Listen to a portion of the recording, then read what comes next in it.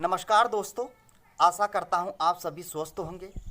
Sunday special motivation महामंत्रा episode में आप सभी का स्वागत है। पिछले संडे से हमने मोटिवेशन महामंत्रा का एपिसोड स्टार्ट किया है। इस मोटिवेशन महामंत्रा को स्टार्ट करने के पीछे हमारा क्या उद्देश्य था, हम पिछले वीडियो में इस बात को समझ चुके हैं। तो दोस्तों, हर व्यक्ति अपनी दौड़ में दौड़ रहा है।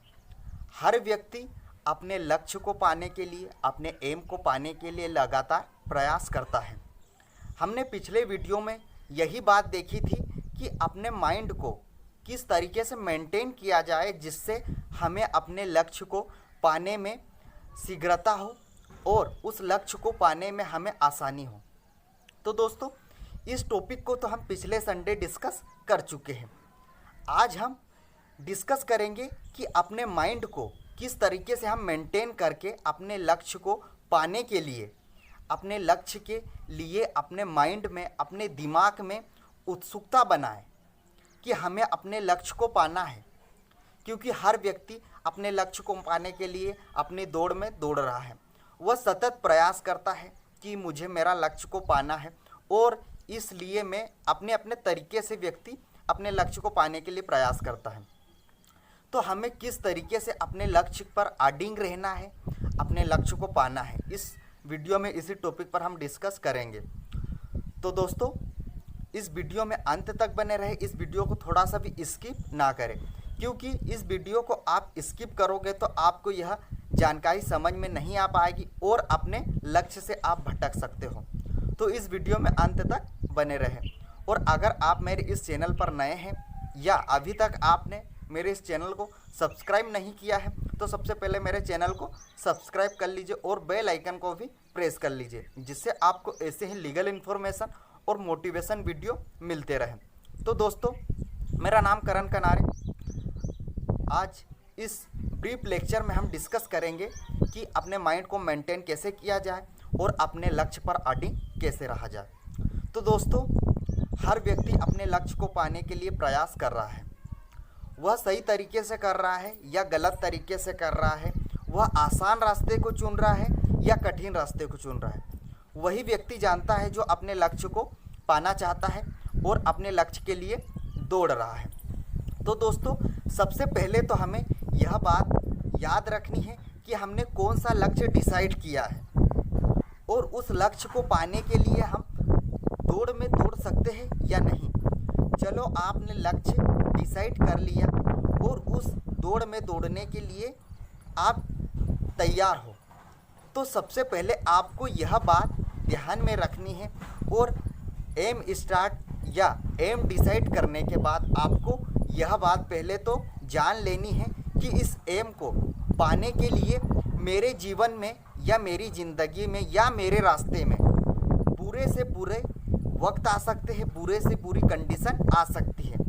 तो आपको अपने लक्ष्य को पाने के लिए बुरी से बुरी कंडीशन को लेकर चलना है, तभी आप छोटी मोटी समस्याओं को झेल सकते हैं। अगर आपने अपने लक्ष्य को पाने के लिए ठान ली है तो आपको बुरी से बुरी कंडीशन को भी स्वीकार करना पड़ेगा। आपको उस पूरी कंडीशन को स्वीकार करना पड़ेगा कि अगर मेरी लाइफ में या मेरे रास्ते में बहुत बड़ी कंडीशन भी आती है तो मुझे उस कंडीशन से लड़ना है, मुझे उस समस्या का सामना करना है, मुझे उस समस्या से हारना नहीं है, क्योंकि मुझे मेरे लक्ष्य को पाना है। अगर इस तरीके का दृढ़ संकल्प लेकर अगर आप अपने रास्ते में आगे बढ़ते हैं तो यकीनन आप अपने लक्ष्य को पाएंगे। तो दोस्तों, एम डिसाइड करने के बाद आपको यह बात ध्यान में रखनी है, तभी आप अपने लक्ष्य को पाने के लिए अडिग रह सकते हैं और अपने लक्ष्य को पा सकते हैं। यह सबसे पहली आपकी स्टेप रहेगी। उसके बाद आप अपने रास्ते में आगे बढ़ते जाइए और उसके बाद जो नेक्स्ट स्टेप आती है उसमें आपको किसी भी तरीके का बहाना नहीं करना है, क्योंकि हर व्यक्ति की लाइफ में समस्या आती है, हर व्यक्ति की फाइनेंशियल कंडीशन सही नहीं होती। तो आपको जो ये चुनौतियाँ होती है इनसे डरना नहीं है। हर व्यक्ति परेशान है, हर व्यक्ति अपनी लाइफ में परेशान है, पर व्यक्ति अपने लक्ष्य को जब डिसाइड करता है तो वह इन चुनौतियों से लड़ने की आशा है और इन चुनौतियों के जो लड़ने का तरीका है वह अपने माइंड में कर लेता है कि मुझे इस तरीके से इनको हैंडल करना है। तो दोस्तों, चुनौतियाँ तो हर तरीके की आपके मार्ग में आएगी, आपको कैसे लड़ना है यह आपको जानना है। अगर लक्ष्य को पाना है तो चुनौतियों से तो लड़ना पड़ेगा। और सबसे बड़ी बात है, आपको अपने लक्ष्य के पाने के लिए जो भी रुकावटें आ रही हैं उनको बहाना नहीं बनाना है। बहाने हजार आएंगे, हर व्यक्ति आपकी निंदा करेगा, हर व्यक्ति आपकी मार्ग में अड़चन बनेगा, तो आपको उनसे लड़ना नहीं है। रास्ते में हजार कांटे आएंगे, पर कांटों को आपको रास्ते के साइड करके आगे बढ़ना है। रुकावटें बहुत आएगी, क्योंकि लक्ष्य को पाना आसान नहीं होता। अगर आपको अपने लक्ष्य को पाना है तो उसमें आने वाली जो समस्या है, रुकावटें हैं, उन्हें भी स्वीकार करना पड़ेगा, क्योंकि उसी फल का व्यक्ति आनंद भोगता है जिस वृक्ष को वह लगाता है, या तो उस फल को तोड़ने के लिए वो संघर्ष करता है, उसी फल का वह व्यक्ति स्वाद लेता है। अगर किसी व्यक्ति को आसानी से आप फल दे दोगे तो उस व्यक्ति को उस फल का आनंद नहीं आ पाएगा। उसी तरीके से अगर आप किसी एम को पाना चाहते हैं और उस एम को अगर आप पा लेते हो, तो अगर आप उस एम को कठिनाइयों से, चुनौतियों से, रास्ते में जो आने वाली समस्याओं से लड़कर अगर आप उस लक्ष्य को पाते हो, तो उस पोस्ट को या उस लक्ष्य की आपको अहमियत तभी पता चलेगी। और अगर किसी पोस्ट के लिए आप अप्लाई करते हैं और उस पोस्ट के लिए आप मेहनत करते हैं, तो उस पोस्ट की कीमत आप तभी सही तरीके से समझ पाते हैं। पोस्ट उस व्यक्ति को तभी मिलती है जब उस व्यक्ति उस पोस्ट के योग्य बनता है। तो दोस्तों, समस्याएं हर व्यक्ति के जीवन में आती है, बस अपने को है उस समस्या को हल करना और उन चुनौतियों से लड़ना। तो दोस्तों, हजार रुकावटें आपकी रास्ते में आएगी, हर व्यक्ति आपकी निंदा करेगा कि तू क्या कर रहा है, इससे कुछ नहीं होगा, रास्ता छोड़ दे, दूसरा काम कर। पर आपको अपने लक्ष्य को ध्यान रखना है, आपको लक्ष्य को ही सिर्फ देखना है कि मुझे इस लक्ष्य पर पहुंचना है। चंद लाइनें कहना चाहता हूं मैं अपनी कविता की। क्यों सोचता है कि तू उड़ ना पाएगा, क्यों सोचता है कि तू उड़ ना पाएगा, एक बार उड़कर तो देख, आसमान भी तेरे लिए नीचे आएगा। हर शतरंज का वजीर है तू, हर ताश का इक्का है तू, हर शतरंज का वजीर है तू, हर ताश का इक्का है तू। एक बार जंग के मैदान में उतर कर तो देख, हर शतरंज को तू जीत जाएगा।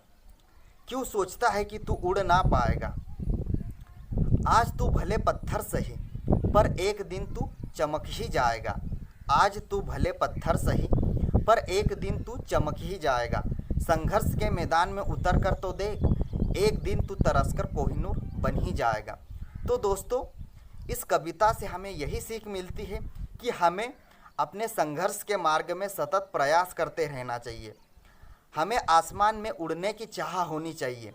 पक्षी अपने पंखों की काबिलियत से उड़ता है और कागज अपने हल्केपन से उड़ता है।